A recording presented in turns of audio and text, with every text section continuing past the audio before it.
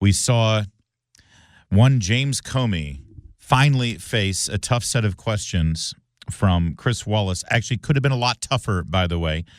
But James Comey, yesterday on Fox News Sunday, actually finally was forced to admit that Tom Fitton of Judicial Watch and a whole lot of others like Tom have been right all along about the incredible abuse at the Justice Department, the FBI, under Barack Obama. And Tom Fitton joins us now. Tom, I've had plenty of other people on the program all the last 7 or 8 days to do a bit of a victory lap, and you deserve that because you were absolutely right, and you've finally been vindicated on the Horowitz report. Thanks for being here. Thank you for that, Larry. But it was a good work on behalf by our team that exposed much of what the IG report talks about. It's not a question of like looking at news stories and saying, hey, look, something bad went on. We have the document showing something bad went on. And now people like Comey finally can't avoid having to grapple with the truth. Right. And at Judicial Watch, the IG finally got around this and getting its report out. At Judicial Watch, you were able to see those reports through FOIA requests. And, of course, you're still fighting to see more. You haven't gotten all of it. Here's the problem. James Comey, his name is on some of those documents. He's acting like, oh, my gosh, I can't believe this was happening. Yeah, that's really bad. He made this happen. He allowed this to happen. Doesn't he have to face some sort of justice on this? Well, I would hope so. The prior IG report on Comey's behavior with respect to his handling of the Trump FBI records that he took improperly and kept and then leaked, he was referred to the Justice Department for criminal prosecution, and Barr's Justice Department declined. And there was no referral specifically here, although generally you might argue there was a general referral. But, you know, it's troubling to see. I mean, one of the biggest, most aspects of Comey's response to this is suggesting that he can't be responsible for figuring out what went on 7 levels down, I think the phrase was. You know, in fact, he was running this investigation, personally involved in it. He personally brought the dossier over to President Trump, or then President-elect Trump, to confront him with it as part of this investigation, just like those junior G-men did in 2016 when they went and wired and talked to Trump and went to that Trump campaign meeting to see how they would react. Comey did the exact same thing and reported to the Crossfire team what he found and when he was meeting with President Trump.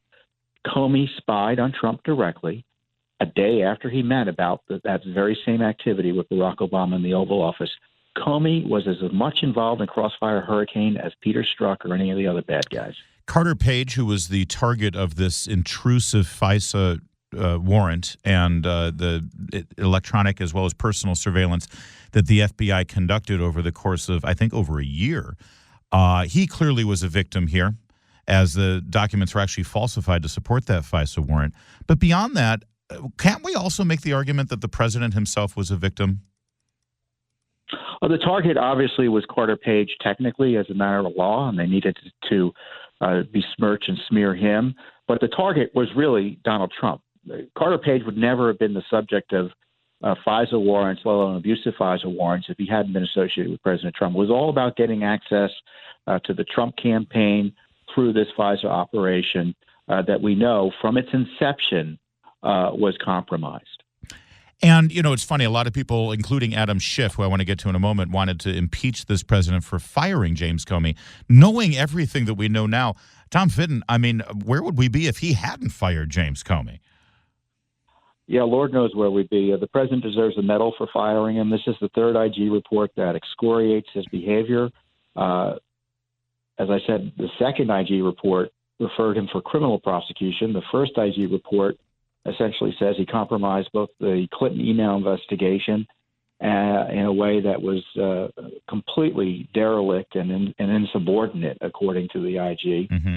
So the idea that he was working as FBI director, if you want to know why things went wrong, you can see through his conduct as delineated in 3 IG reports as to who's responsible, James Comey. And, of course, you know, Obama knew. Yeah. Comey was briefing them all on what was going on Unbelievable. There's no way. I asked the president about that when I last interviewed him, and he said, "How couldn't Obama have known?" I mean, can't imagine. He either was completely unplugged and a horrible manager of the administration, or he absolutely knew. Tom Fitton, Judicial Watch, is our guest. Real fast on Adam Schiff. We've only got about a minute and a half left here, Tom. James Comey's protecting himself, protecting his own butt and those around him. Adam Schiff, though, he has a role of oversight. He was the ranking member of the Intel Committee in the House of Representatives. He saw all this stuff, and he went. I mean, is there any other way to put it? He just lied. He flat out lied, Adam Schiff did, about the FISA abuse and all the other things connected to it. Devin Nunes looked at the classified evidence and 2 years ago concluded what the IG concluded. The FISA process was compromised in a way that has never been known before in American history. Rather than admit the truth, Schiff looked at the same evidence and denied the truth and lied to the American people about it. And he lied about Russia. He's been smearing the president. And now we're supposed to take his word for it about his analysis of the Ukraine scandal, which is really a scandal about Biden and the protection racket that Schiff is running on his behalf. Schiff has been thoroughly compromised, and his misconduct, to me, shows you that the impeachment effort against President Trump is irredeemably compromised and should be rejected. Yep. And as this impeachment process moves forward with a House vote this week and possibly a Senate trial in the beginning to middle of January, we will rely on Tom Fitton and the great work that he does over at Judicial Watch. Tom, thanks for joining us, sir. You're welcome. Thank you. Larry O'Connor, AM 790 KABC.